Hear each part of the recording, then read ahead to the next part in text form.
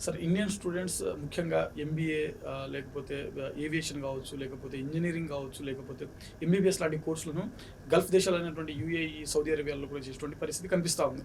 So, ప్రస్తుతం ఉన్నటువంటి ఈ యుద్ధ నేపథ్యం, ఈ వాతావరణ పరిస్థితుల దృష్ట్యా భవిష్యత్తులో విద్యా పరిస్థితులు అక్కడ ఎలా ఉండేటువంటి అవకాశం ఉంది? భారతీయులపైన ఈ ప్రభావం ఏ విధంగా ఉండేటువంటి అవకాశం ఉంది?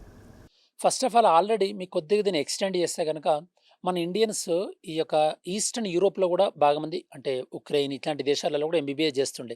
ఎప్పుడైతే రష్యా, ఉక్రెయిన్ వార్ స్టార్ట్ అయిన తర్వాత మనం ఆపరేషన్ గంగా అని జెప్పేసేసి అక్కడున్న స్టూడెంట్స్ అందరిని ఇక్కడికి తీసుకొచ్చాం. Okay. At the same time ఇక్కడ గూడా మనకి గల్ఫ్ దేశాలలో, ఈ ప్రాంతాలలో ఎవరైతే నర్సింగ్ ఎక్కువగా జేస్తున్నారో వాళ్ళని తీసుకురావడానికి మన ప్రభుత్వం వివిధ విధాలుగా ఏర్పాటు అంటే తీసుకుంటుంది, చర్యలు తీసుకుంటుంది. But at the same time in ఫ్యూచర్‌లో అంటే ఈ ఇయర్ గాని, నెక్స్ట్ ఇయర్ గాని అకాడమిక్ ప్రోగ్రామ్స్ ఎఫెక్ట్ అయ్యే అవకాశం ఉందంటే ఖచ్చితంగా ఎఫెక్ట్ అయ్యే అవకాశం ఉంది. ఫ్యూచర్‌లో డౌన్ ద లైన్ మళ్ళీ 4, 5 ఇయర్స్ తర్వాత పరిస్థితులు నార్మలైజ్ అయిన తర్వాత మళ్ళీ రెగ్యులర్ అంటే మళ్ళీ నార్మలైజ్ అయ్యే అవకాశం ఉంది. లేదా వేరే ఆల్టర్‌నేటివ్ ఆప్షన్ చూసుకునేటువంటి అవకాశం ఉంటుంది. ఓకే. సార్, ప్రస్తుతం భారత్ వైఖరి ఎటువైపు? సో, ప్రెజెంట్ మనకి అంటే మనము ఇక్కడ విషయం ఏందంటే మనకి యూఎస్‌ని మనం మెయింటైన్ చేయాల్సి ఉంటది. బ్యాలెన్స్ చేయాల్సి ఉంటది. ప్లస్ ఇరాన్‌లో స్ట్రాటజిక్ ప్రాజెక్ట్స్ ఉన్నాయి మనకి. చబహార్ పోర్ట్ గాని, లేదా India, middle east, Europe economic corridor అని చెప్పేసేసి అంటే ఎకానమీ అంటే మనం ఒక ఇన్‌ఫ్రాస్ట్రక్చర్ ప్రాజెక్ట్ రోడ్ కనెక్టివిటీ ద్వారా ఇండియా, మిడిల్ ఈస్ట్ అండ్ యూరోప్‌ని కనెక్ట్ చేద్దాం అనుకుంటున్నాం. సో, కాబట్టి మనకి ఇరాన్‌లో మన ఇంట్రెస్ట్ ఉన్నాయి. అట్ ద సేమ్ టైమ్ యూఎస్‌లో కూడా మన యొక్క ఇంట్రెస్ట్ ఉన్నాయి. కాబట్టి మన ఇండియా స్ట్రాటజిక్ బ్యాలెన్స్ మెయింటైన్ చేసి ఈ యొక్క వార్ నుంచి కాకుండా డిప్లొమాటిక్ నెగోషియేషన్స్‌ని ఎంకరేజ్ చేస్తూ రెండిటి మధ్యల బ్యాలెన్స్ మెయింటైన్ చేసినట్టయితే గనక ఆబ్వియస్‌లీ మన ఇండియా ఇంట్రెస్ట్స్ దాంతో పాటు మనం ఇండియన్స్ యొక్క సెక్యూరిటీ అండ్ సేఫ్టీని కూడా మనము ఎస్టాబ్లిష్ చేసుకోగలుగుతాం. సరే, ఈ యుద్ధ నేపథ్యంలో ప్రస్తుతం మనకు గోల్డ్ రేట్, సిల్వర్ రేట్ అనేది భారీగా పెరిగేటువంటి అవకాశం మనకు కనిపిస్తా ఉంది. రోజు రోజు పెరుగుతుంది, తగ్గుతుంది. So, yes. భవిష్యత్తులో ఈ రేట్లు ఏ విధంగా ఉండేటువంటి అవకాశం ఉంది? సో, నేను మీకు ఇందాక చెప్పినట్టు ప్రపంచ వ్యాప్తంగా ఎప్పుడైతే గనుక ఒక అన్‌సర్టెనిటీ ఉంటదో అప్పుడు గోల్డ్, సిల్వర్ రేట్లు ఆటోమేటిక్‌గా పెరుగుతాయి. ఎప్పుడైతే గనుక ప్రపంచవ్యాప్తంగా ఈ యొక్క సర్టెనిటీ అనేది వస్తదో అంటే ఇంత సిట్యుయేషన్ అనేది కామ్ డౌన్ అయిపోతదో అప్పుడు ఆటోమేటికల్‌గా ఇన్వెస్ట్‌మెంట్స్ అనేవి వేరే వేరే రంగాల వైపు వెళ్తాయి కాబట్టి అప్పుడు మళ్ళీ gold and silver rates correction అయ్యేటటువంటి అవకాశం ఉంటది. ఓవరాల్‌గా వరల్డ్ అనేది 2 భాగాలుగా విడిపోయేటువంటి అవకాశం ఏమైనా ఉందా? సో, ప్రెజెంట్ అయితే మనకు ఆ అవకాశం లేదు అని చెప్పొచ్చు. సో, కొన్ని అమెరికా మిత్ర దేశాలైన కొన్ని అమెరికాకు డైరెక్ట్‌గానో, ఇండైరెక్ట్‌గానో సపోర్ట్ చేస్తున్నాయి. సేమ్ విత్ ఇరాన్ అనుకోవచ్చు.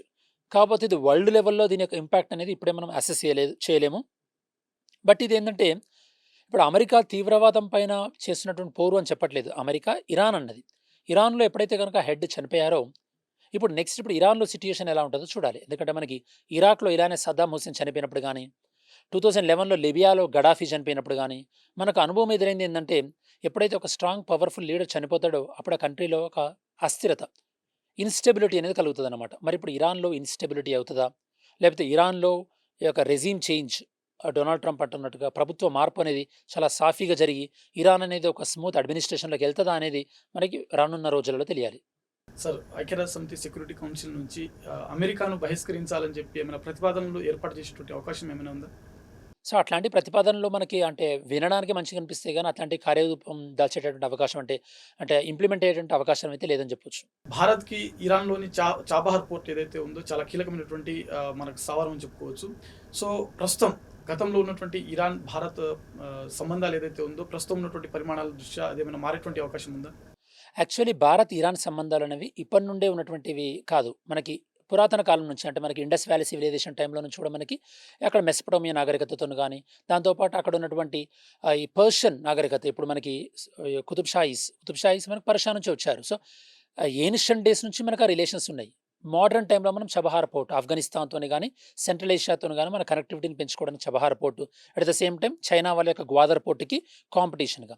అండ్ ఇండియా ఈ మధ్యలో మనకి జీ20 సమావేశం 2023లో జరిగినప్పుడు India, middle east, Europe economic corridor అనే దాన్ని కూడా ప్రపోజ్ చేసింది. కాబట్టి ఈ పర్టిక్యులర్ స్ట్రాటజిక్ ప్రాజెక్ట్స్ ఏవైతే ఉన్నాయో అంటే వ్యూహాత్మక ప్రాజెక్టులు ఏవైతే ఉన్నాయో అవి కొద్దిగా డిలే అయ్యేటటువంటి అవకాశం ఉంది ఖచ్చితంగా అని చెప్పొచ్చు మనం. సార్, ఇరాన్ నుంచి భారత్ లాంటి దేశాలకు ముఖ్యంగా మనకు డ్రై ఫ్రూట్స్ లాంటివి ఫుడ్ ఏదైతే ఉందో దిగుమతి చేసుకున్నటువంటి పరిస్థితి. సో, ప్రస్తుతం భవిష్యత్తులో ఇలాంటి డ్రై ఫ్రూట్స్ లాంటివి కావచ్చు, లేకపోతే ఇతర ఏవైనా దిగుమతులు ఏవైతే ఉన్నాయో మనకు కొంతవరకు ఆటంకం కలిగించేటువంటి అవకాశం ఏమైనా ఉందా? ఖచ్చితంగా ఉందని మనం చెప్పొచ్చు. ఎందుకంటే ఇప్పుడు ఇదంతా దేన్ని బట్టి డిపెండ్ అయ్యి ఉంటుందంటే ఇరాన్‌లో ఎలాంటి ప్రభుత్వం ఏర్పడుతుంది అన్న దాన్ని బట్టి డిపెండ్ అయ్యి ఉంటుంది. ఒకవేళ ఇరాన్‌లో ఏర్పడేటటువంటి ప్రభుత్వం అనేది చాలా స్మూత్‌గా జరిగి ఒక ఆహ్, అంటే మనకి రిఫార్మ్ ఓరియంటెడ్ గవర్నమెంట్ వచ్చిందనుకోండి, అప్పుడు మనకి కొద్ది నెలల తర్వాత మళ్ళీ మన ట్రేడ్ స్టెబిలైజ్ అవుతది. అలా గాకుండా ఇరాన్ అనేది మిలిటరీ అడ్మినిస్ట్రేషన్‌లోకి వెళ్ళినా, లేపోతే ఇంకా మనకి హార్డ్ లైన్ అడ్మినిస్ట్రేషన్ అంటే ఇంకా మతపరమైనటువంటి విధానాన్ని తీసుకున్నటువంటి గవర్నమెంట్ అడ్మినిస్ట్రేషన్‌లోకెళ్తే అప్పుడు కొద్దిగా ఇబ్బంది అయ్యేటువంటి అవకాశం ఉంటుంది. సార్ ముఖ్యంగా ఖమేనీ చనిపోయిన తర్వాత భారత్‌లో శ్రీనగర్ కావచ్చు, లేకుంటే కాశ్మీర్ కావచ్చు, లేకపోతే హైదరాబాద్ లాంటి ప్రాంతాలలో ఎక్కువ మంది నిరసనలు తెలపడం జరిగింది. మనం చూసాం వార్తలలో. అసలు ఎందుకు భారత్‌లో కూడా వ్యతిరేకత రావడం ఎందుకు? అసలు ఈ కారణాలేంటి? అంటే సింపుల్‌గా చెప్పాలంటే ఆహ్, అంటే మనకిది 1990స్ 1919, 1920 తీసుకుంటే అప్పుడు మనకు స్వతంత్రం రాకముందే మనకు ఒక ఖిలాఫత్ మూవ్‌మెంట్ అని జరిగింది. అప్పుడు ఇస్లామిక్కులందరికీ ఇస్లామిక్ సామ్రాజ్యానికి గాని, లేతే ఇస్లాం మతం వాళ్ళు ఆచరిస్తున్న వాళ్ళందరికీ గూడా ఈ యొక్క ఖలీఫా అనే ఒక వ్యక్తి మత గురువుగా భావించేవాళ్ళు. ఎప్పుడైతే వరల్డ్ వార్ 1 అయిపోయిన తర్వాత యూకే ఆ ఖలీఫా పదవిని రద్దు చేసిందో, అప్పుడు ప్రపంచవ్యాప్తంగా ఉన్నటువంటి ముస్లింలు కూడా బ్రిటిష్ వాళ్ళకి వ్యతిరేకంగా ఆందోళన చేశారు. సో, కాబట్టి ఎప్పుడైనా ఈ విధంగా అంతర్జాతీయంగా ఒక కమ్యూనిటీకి ఒక పర్టిక్యులర్ కంట్రీ లీడర్‌షిప్ తీసుకున్నప్పుడు గానీ, ఒక వ్యక్తి వాళ్ళ యొక్క రిలీజియస్ లీడర్ అనుకున్నప్పుడు గానీ, ఇలాంటి నిరసనలు చెప్పడం సర్వసాధారణమే. దట్ టూ ఇప్పుడు ఇరాన్ ఈ అయతుల్లా ఖమీనీ షియా కమ్యూనిటీకి చెందినటువంటి వ్యక్తి. అందుకోసమే భారతదేశంలో ఉన్నటువంటి సున్నీ మతాన్ని సున్నీ విధానాన్ని దాన్ని ఆచరించేటటువంటి ఇస్లామిక్ వర్గాల్లో పెద్దగా మనం ఈ యొక్క ప్రొటెస్ట్ లాంటిది గానీ, ఈ యొక్క ప్రదర్శనలు చూడలేదు మనం. ఓకే. సో, ఎక్కువగా ఇది మనకు షియా కమ్యూనిటీలో మనం చూసాం. Thank you sir. Thank you so much. So చూశారు కదా, ఇరాన్పై అమెరికా, ఇజ్రాయెల్ కలిసి చేస్తున్నటువంటి దాడి, ప్రస్తుతం ఉన్నటువంటి అంతర్జాతీయంగా ఉన్నటువంటి ప్రస్తుత పరిమాణాలు, అదేవిధంగా భారత్పై ఈ యుద్ధం పరిస్థితులు ఎలాంటి ప్రభావాన్ని చూపిస్తాయనే విషయాల గురించి ప్రముఖ పోటీ పరీక్షల నిపుణులు, international relations and Indian polity faculty Santoshrao గారి మాటలు తెలుసుకోవడం జరిగింది. చూస్తూనే ఉండండి మరిన్ని వీడియోస్ కోసం Sakshi education. Thanks for watching. Thank you all.